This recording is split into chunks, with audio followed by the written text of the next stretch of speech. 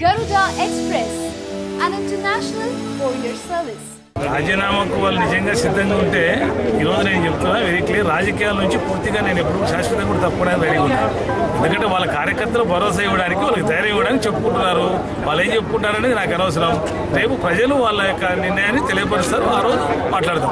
మీ కౌన్సిల్లోని వాళ్ళంతా ప్రలోభాలు పెడుతున్నారు, దీనిపైన ప్రలోభాలు పెట్టి లాక్కుంటున్నారు. ఇప్పుడే 6 మంది పోయారు, ఇంకా పోయే ఛాన్సులు ఉన్నాయి అంటున్నారు. 100% వాళ్ళు ప్రలోభాలు పెట్టారు కాబట్టి వాళ్ళు 7 మంది పోయినారు. పోయే అవకాశం లేదు. వాళ్ళు ఏదో చర్మీలు ఇస్తామంటారు, సాధ్యం కాదు. 4 సంవత్సరాల వరకు ఎవరేం చేయలేదు. ఏదేమైనా వాళ్ళకు భయం పట్టుకుంది, ఆ భయంతో అయితే మాట్లాడుతున్నారు. మేము మాట్లాడాల్సిన అవసరం లేదు, మేము ప్రజలు నిర్ణయిస్తారు.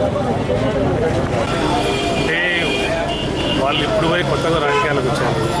దీన్ని డెవలప్ చేసింది లేదు, ప్రజలందరికీ తెలుసు. రంజాలు నిజం సందు ఎప్పుడన్నా తిరిగి అంటే రోడ్లోనే తిరుగుతూ తెలుస్తుంది వాళ్ళకి. తెలుగుదేశంలో మరి ఉన్నటువంటి నాయకులు ఈరోజు మాట్లాడుతున్నారు. మంత్రి గారు మాట్లాడారు, నేను టీవీ9లో కూడా నేను చూశాను.